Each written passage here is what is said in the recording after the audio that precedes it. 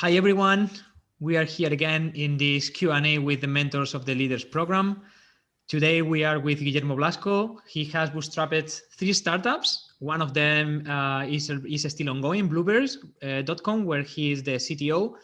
He is leading a full stack development bootcamp, and he has taught more than 300 students in software engineering, both in the bootcamp and in university. So welcome, Guillermo. Hi, Álvaro. Thanks.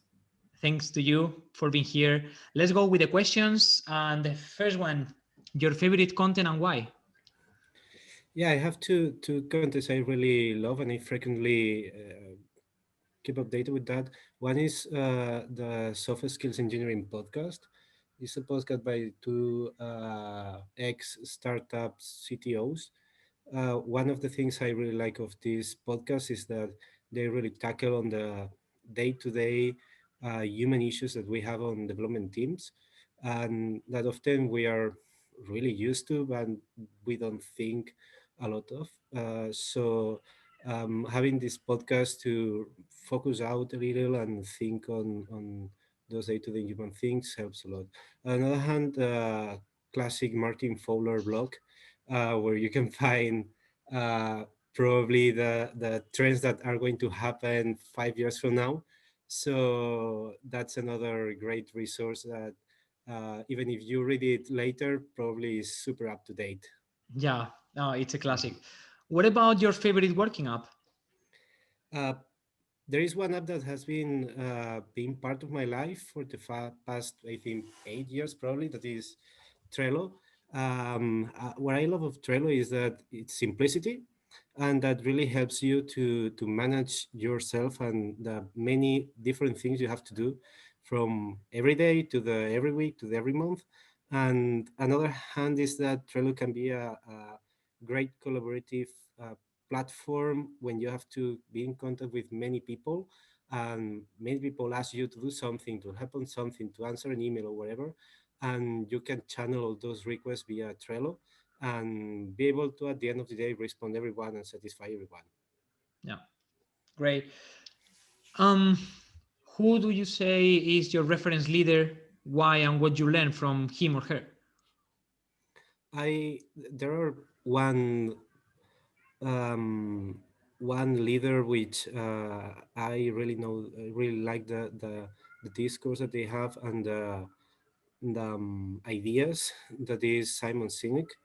I think he's a great communicator on one hand, because all the leaders are great communicators. This is the common trait, and but the things that the purpose of the things he tries to communicate are really sound, um, to managing a team, to and for the health of the team.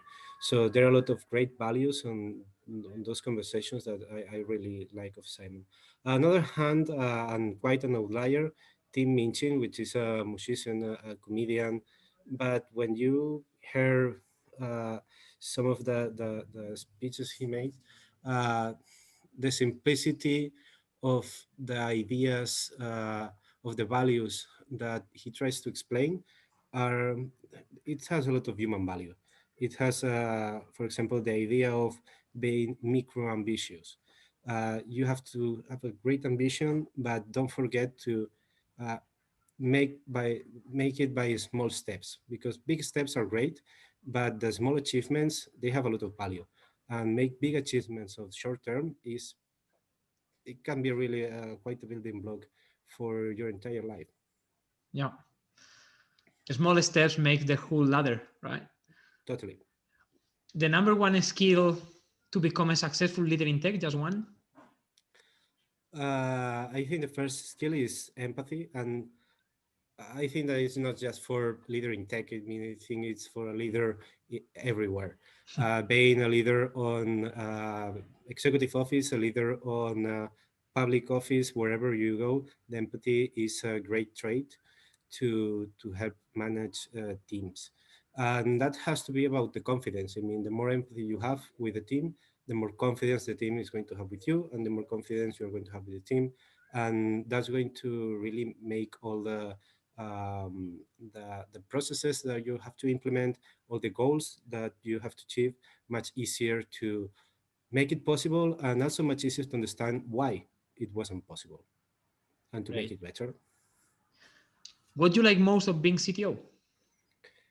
I think one of the things I studied engineering, so one of the things I really started liking of being CTO is the problem solving thing, solving problems. But the more I stayed on that position, the more I liked seeing your teammates grow. So the impact that you may have on the lives of your teammates is huge, and that has a fulfillment feeling on the day to day and the year to year. That is awesome. That's a feeling that really makes you feel whole. Yeah, but sometimes it's not as easy. So let's dive into the biggest challenge you have faced as a leader. Uh, the biggest challenge, there are two biggest challenges that I faced. One is to grow a team from being one team member to being 20, a team of 20 in less than 2 years. That's one challenge that has been great. And the other challenge, because challenges can be good, can be bad. The other challenge is to being in the position to having to close a company, and that's a hard challenge. One of that you get the scars of it, but nonetheless, it's an experience that you can learn a lot of, and it gives a lot of more meaning to any other thing that you may do. Related to scaling the team, what is the main takeaway that you can extract from that experience? The there are many ways to scale a team, and there is no handbook to reason how which is the best way to scale a team.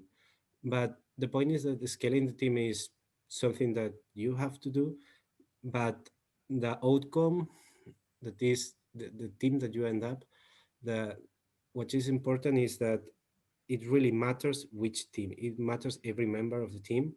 It has to be a healthy team. It has to be a team with empathy, with balanced skills. Because at the end of the day, from the goal numbers, one of the goals we have is to keep the teams productive.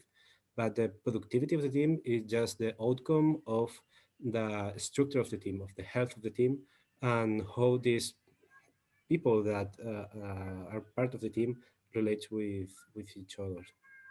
Yeah. So the one single tip you can give to aspiring CTOs.